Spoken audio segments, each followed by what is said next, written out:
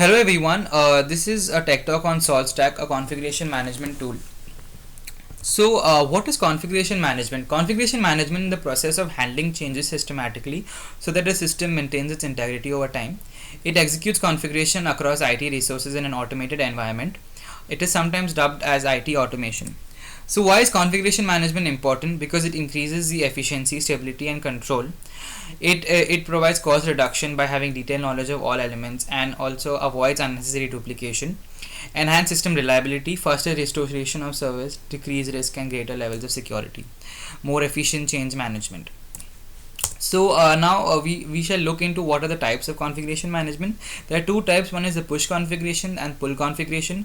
Push configuration is where the central server contacts the nodes periodically, and in the pull configuration, nodes poll a centralized server periodically for updates. And so SaltStack uses the push configuration along with Ansible, and the pull configuration is used by Puppet and Chef. So what is SaltStack? SaltStack more than configuration management also provides orchestration. So it's an open bus between the masters and minions, and execution modules that run on devices and report back to master. Also, it is a stateful application of configuration. So why SaltStack? Because it's very easy and implemented with YAML files in Python, and it's an open community project. And it because of the existence of multiple servers catering to one minion, it provides redundancy and also scalability in terms of geography. So let's look into the SaltStack architecture. So here we can see there is one master, and then there are several minions which communicate to the master. So whenever a communication takes place, there is something called a public key generated by the minion, which has to be provided to the master. So for them to be able to communicate, the key of the minion should be added to the accepted key list of the master. Once it has been done, the master gives the command configurations to the minions, and upon execution, it gives back the result to the master. So the salt machine roles. So one is the master, which I said is the central server. So this controls the infrastructure and dictates policies for the servers it manages.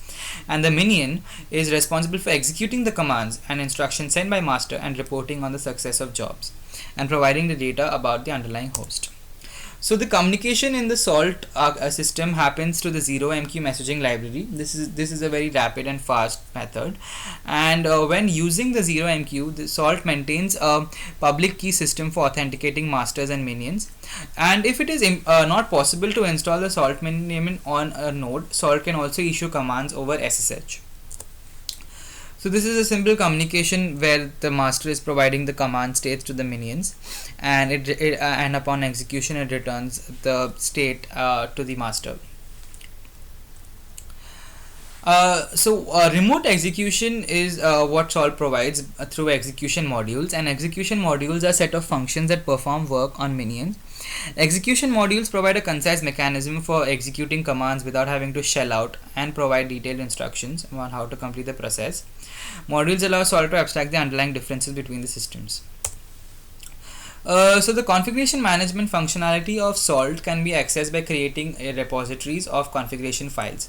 So there are different types. The first is states. The configuration management portion of Salt is primarily implemented using the state system.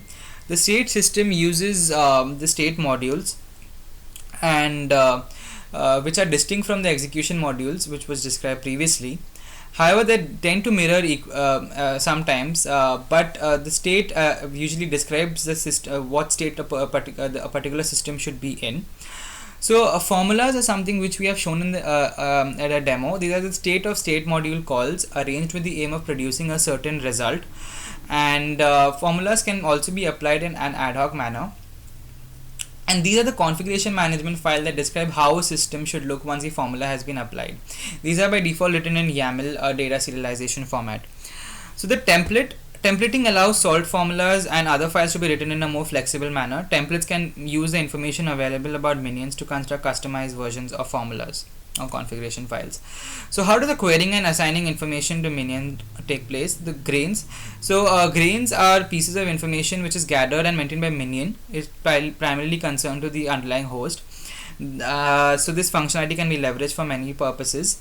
An example of grain would be the data used for targeting a specific subset of nodes and the pool of minions for remote execution. The next is pillars. In Salt, a pillar represents a key value stored that a minion can use to retrieve arbitrary assigned data. This functions as a dictionary data structure. What is a salt mine? It is an area on the master server where the results from regularly executed commands and minions can be stored. So let's compare what the advantages of Salt are over the other configuration tools in the market. So the state files can be simple YAML configuration templates or complex Python. And then they can communicate with the clients through SSH if the Salt minion daemon cannot be installed on the node.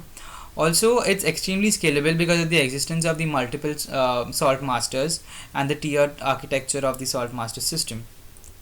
A few cons would be that it lacks reporting capabilities, and because it is not mature, the web user interface is not very developed compared to the competitors. These are a few companies in the industry that use Salt Stack. And now that we have seen the architecture and the components of Salt Stack, let's go ahead and demo it.